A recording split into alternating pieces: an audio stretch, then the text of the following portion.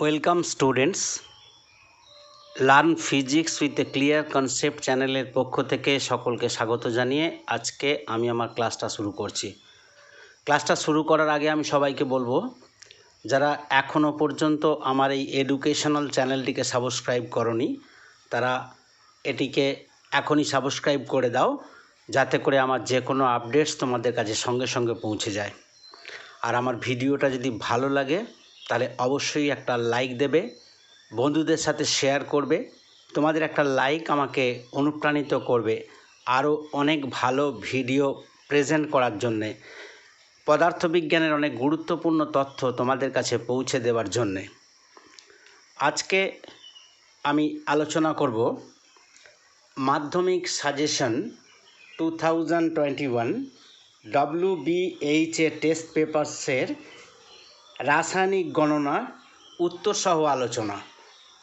মাধ্যমিক suggestion 2021-এর WBHA test পেপারের রাসায়নিক গণনা সম্পর্কিত যে MCQ প্রশ্নগুলো আছে সেগুলোকে আমি উত্তরসহ আলোচনা করব। বহু বিকল্প ভিত্তিক প্রশ্ন নাম্বার 1, 10 গ্রাম ক্যালসিয়াম কার্বনেটকে উত্তপ্ত করলে কত গ্রাম কার্বন ডাইঅক্সাইড উৎপন্ন হবে? দেওয়া আছে ক্যালসিয়াম = 40। তাহলে এই সমস্যাটাকে সমাধান করতে গেলে আমাদেরকে ইকুয়েশানটা জানতে হবে, সমীকরণটা জানতে হবে, কেমন করে ক্যালসিয়াম কার্বনেট থেকে কার্বন ডাইঅক্সাইড উৎপন্ন হচ্ছে। সেই সমীকরণটা আমি নিচে দেখিয়েছি। ক্যালসিয়াম কার্বনেট CaCO3 প্লাস তাপ = calcium oxide plus carbon dioxide. এটা হচ্ছে ইকুয়েশন। ক্যালসিয়াম কার্বনেট প্লাস তাপ = calcium oxide plus carbon dioxide. তাহলে এখানে আমার এই দুটোর আণবিক গুরুত্ব প্রথমে বের করে নিতে হবে। ক্যালসিয়াম কার্বনেটের আণবিক গুরুত্বটা প্রথমে বের করি। ক্যালসিয়াম 40, কার্বনের 12, অক্সিজেন 3, মানে 3 16, অক্সিজেন 3 × 16 মানে 3 16 48।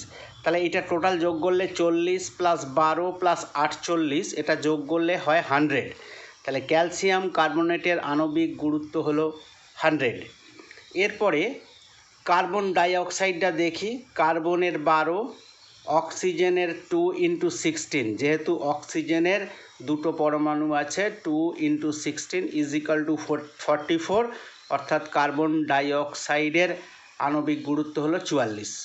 এখন আমরা এখান থেকে এই সমস্যাটা সমাধান করে ফেলতে পারবো। এখানে আমরা দেখতে পাচ্ছি 100 গ্রাম ক্যালসিয়াম কার্বনেট থেকে উৎপন্ন হচ্ছে 44 গ্রাম কার্বন ডাইঅক্সাইড। এখানে লিখেছি 100 গ্রাম ক্যালসিয়াম কার্বনেট থেকে উৎপন্ন হচ্ছে 44 গ্রাম কার্বন ডাইঅক্সাইড গ্যাস। তাহলে 10 গ্রাম, এখানে প্রশ্ন আছে 10 গ্রাম, তাহলে 10 গ্রাম ক্যালসিয়াম কার্বনেট থেকে উৎপন্ন হবে 4.4 গ্রাম কার্বন ডাইঅক্সাইড। তাহলে এখানে উত্তর হয়ে গেল 4.4 gram carbon dioxide. 10 gram calcium কার্বনেটকে উত্তপ্ত করলে 4.4 গ্রাম কার্বন ডাইঅক্সাইড উৎপন্ন হবে। প্রশ্ন নম্বর 2, STPতে 22,400 ml গ্যাসের ভর 16 গ্রাম হলে গ্যাসটি কি গ্যাস হবে? STPতে আয়তন হচ্ছে 22,400 ml, অর্থাৎ 22.4 লিটার। তাহলে STPতে 22.4 লিটার গ্যাসের ভর হচ্ছে 16 গ্রাম। তাহলে গ্যাসটি কত?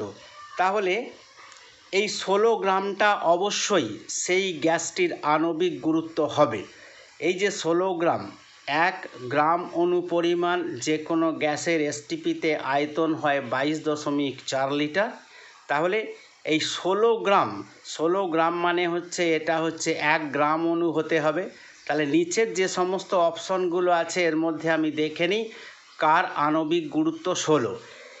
CH4, কার্বনের 12, হাইড্রোজেনের 1 × 4 + 4, 12 × 4 = 16, এটাই মিলে গেছে 1 নম্বর। 2 নম্বরে নাইট্রোজেন দেখিয়েছি 14 × 2 = 28 গ্রাম। এখানে C2H2 অ্যাসিটিলিন গ্যাসের দেখিয়েছি 26, C2H4 ইথিলিন গ্যাসের দেখিয়েছি 28, তাহলে মিথেন গ্যাসের আণবিক গুরুত্ব 16। তাহলে সঠিক উত্তরটি হবে মিথেন। এসটিপিতে 22,400 ml গ্যাসের ভর 16 গ্রাম হলে গ্যাসটি হবে মিথেন। প্রশ্ন নম্বর 3, অক্সিজেনের বাষ্প ঘনত্ব হলো, অক্সিজেনের বাষ্প ঘনত্ব অর্থাৎ ভেপার ডেন্সিটি আমাকে জানতে হবে। তাহলে অক্সিজেনের বাষ্প ঘনত্ব জানতে গেলে প্রথমে অক্সিজেনের আণবিক গুরুত্ব দেখতে হবে। অক্সিজেনের আণবিক গুরুত্ব হবে 16 × 2 = 32। তাহলে অক্সিজেনের আণবিক গুরুত্ব হলো 32, তাহলে বাষ্প ঘনত্ব হবে তার অর্ধেক। আমরা জানি যে বাষ্প ঘনত্ব হয় তার আণবিক গুরুত্বের অর্ধেক। তাহলে অক্সিজেনের আণবিক গুরুত্ব যদি 32 হয় তাহলে তার বাষ্প ঘনত্ব হবে 32/2 = 16। তাহলে অক্সিজেনের বাষ্প ঘনত্ব হলো 16। এখানে 16 গ্রাম মোল ইনভার্স যে অপশনটা দেওয়া আছে এই অপশনটা হবে না, কারণ বাষ্প ঘনত্বের কোনো একক নেই।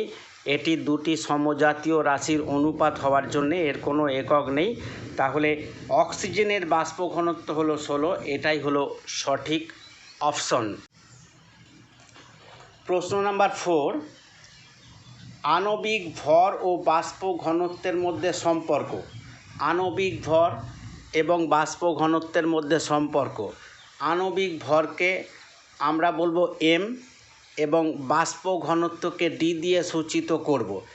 আণবিক ভরকে m দিয়ে এবং বাষ্প ঘনত্বকে d দিয়ে সূচিত করব। তাহলে m এবং d এর মধ্যে সঠিক সম্পর্ক কোনটি সেটা আমাকে দেখতে হবে। প্রথম অপশন দেওয়া আছে d = 4m, দ্বিতীয় অপশন দেওয়া আছে 4d = m, তৃতীয় অপশন দেওয়া আছে d = 2m এবং লাস্ট অপশন দেওয়া আছে 2d = m। এটাই সঠিক অপশন, কারণ আমরা জানি কোনো গ্যাসের বাষ্প ঘনত্ব হয় তার আণবিক ভরের অর্ধেক, তার মানে m = 2d। বাষ্প ঘনত্বকে 2 দিয়ে গুণ করলে তার আণবিক ভর পাওয়া যায়। তাহলে এইটা হচ্ছে সঠিক অপশন। আণবিক ভর ও বাষ্প ঘনত্বের মধ্যে সম্পর্ক 2d = m। অ্যামোনিয়ার অনুঘটকীয় জারণে নাইট্রিক অক্সাইড তৈরির সময় 1 মোল অ্যামোনিয়া থেকে কত মোল নাইট্রিক অক্সাইড উৎপন্ন হয়, NO উৎপন্ন হয়। তাহলে অ্যামোনিয়ার অনুঘটকীয় জারণে নাইট্রিক অক্সাইড তৈরির সময় 1 মোল অ্যামোনিয়া থেকে কত মোল NO উৎপন্ন হয়, নাইট্রিক অক্সাইড উৎপন্ন হয়। আমরা এটা জানার জন্য প্রথমে ইকুয়েশানটা আমাদের দেখতে হবে। এখানে হচ্ছে অ্যামোনিয়া, এখানে হচ্ছে অক্সিজেন, জারণ হচ্ছে, তাহলে অ্যামোনিয়ার সঙ্গে অক্সিজেন যুক্ত হয়ে নাইট্রিক অক্সাইড তৈরি হচ্ছে এবং জল তৈরি হচ্ছে। এই ইকুয়েশানটাকে আমরা ব্যালেন্স করেছি। এখানে অ্যামোনিয়া থেকে জারিত হয়ে নাইট্রিক অক্সাইড উৎপন্ন হচ্ছে। তাহলে এই যে জারিত হয়ে নাইট্রিক অক্সাইড উৎপন্ন হচ্ছে এটা হচ্ছে তার ইকুয়েশান। প্রশ্নটা আরেকবার দেখি। অ্যামোনিয়ার অনুঘটকীয় জারণে নাইট্রিক অক্সাইড তৈরির সময় 1 মোল অ্যামোনিয়া থেকে কত মোল নাইট্রিক অক্সাইড উৎপন্ন হবে। এখানে দেখতে পাচ্ছি 4 মোল, 4 মোল অ্যামোনিয়া, 4 মোল অ্যামোনিয়া থেকে তৈরি হচ্ছে 4 মোল নাইট্রিক অক্সাইড, 4 মোল অ্যামোনিয়া থেকে তৈরি হচ্ছে 4 মোল নাইট্রিক অক্সাইড। তাহলে 1 মোল অ্যামোনিয়া থেকে তৈরি হবে 1 মোল নাইট্রিক অক্সাইড।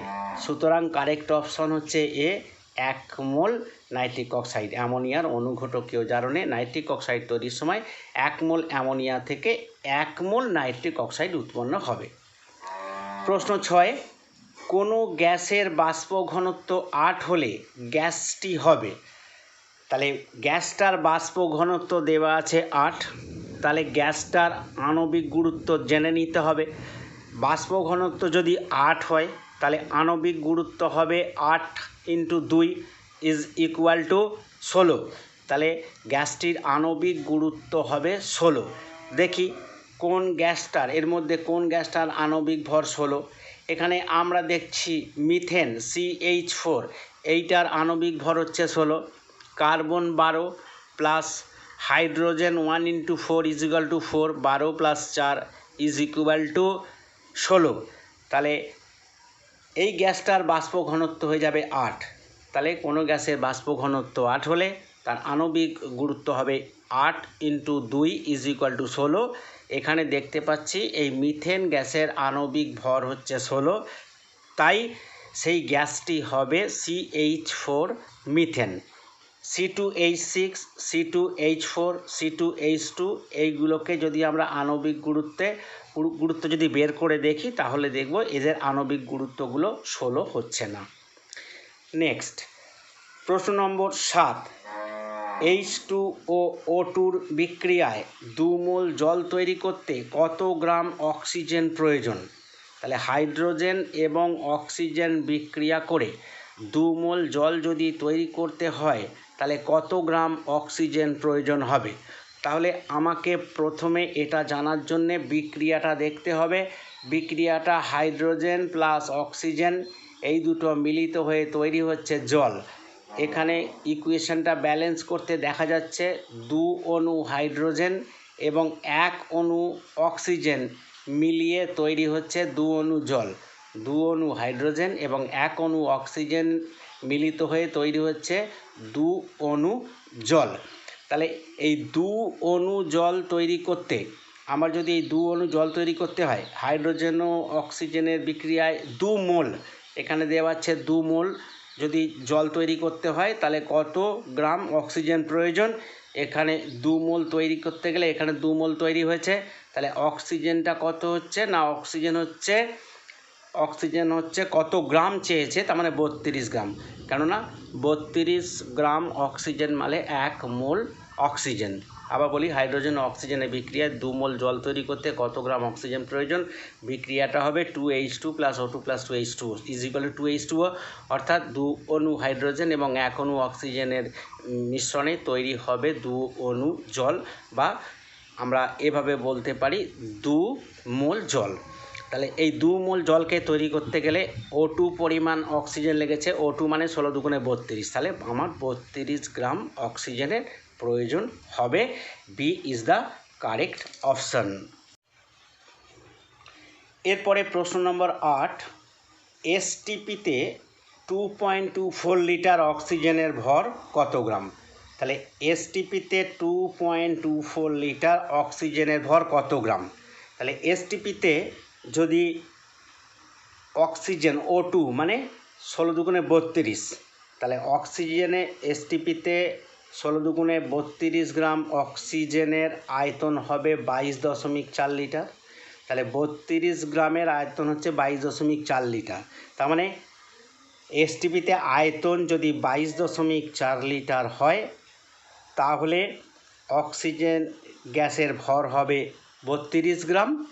আর STPতে যদি 2.24 লিটার অক্সিজেন পেতে হয় তাহলে, অর্থাৎ ওখানে 22.4 লিটার ছিল, এখানে আমরা 10 ভাগের 1 ভাগ নিয়েছি 2.24 লিটার, তার মানে ওই 32-এর 10 ভাগের 1 ভাগ অক্সিজেন প্রয়োজন হবে। তাহলে 32কে 10 দিয়ে ভাগ করলে 3.2, এইটা হবে কারেক্ট অপশন। STPতে 2.24 লিটার অক্সিজেনের ভর কত গ্রাম? উত্তর হবে STPতে 2.24 লিটার অক্সিজেনের ভর হবে 3.2 গ্রাম। প্রশ্ন নম্বর 9, 1 মোল নাইট্রোজেনের সঙ্গে 3 মোল হাইড্রোজেনের বিক্রিয়ায় উৎপন্ন অ্যামোনিয়া গ্যাসের মোল সংখ্যা। তাহলে আমরা জানি নাইট্রোজেন এবং হাইড্রোজেন এরা দুজন বিক্রিয়া করে অ্যামোনিয়া গ্যাস তৈরি হয়। এখানে দেওয়া আছে 1 মোল নাইট্রোজেন আর 3 মোল হাইড্রোজেন, এর বিক্রিয়ায় উৎপন্ন অ্যামোনিয়া গ্যাসের মোল সংখ্যা। আগে বিক্রিয়াটা দেখি।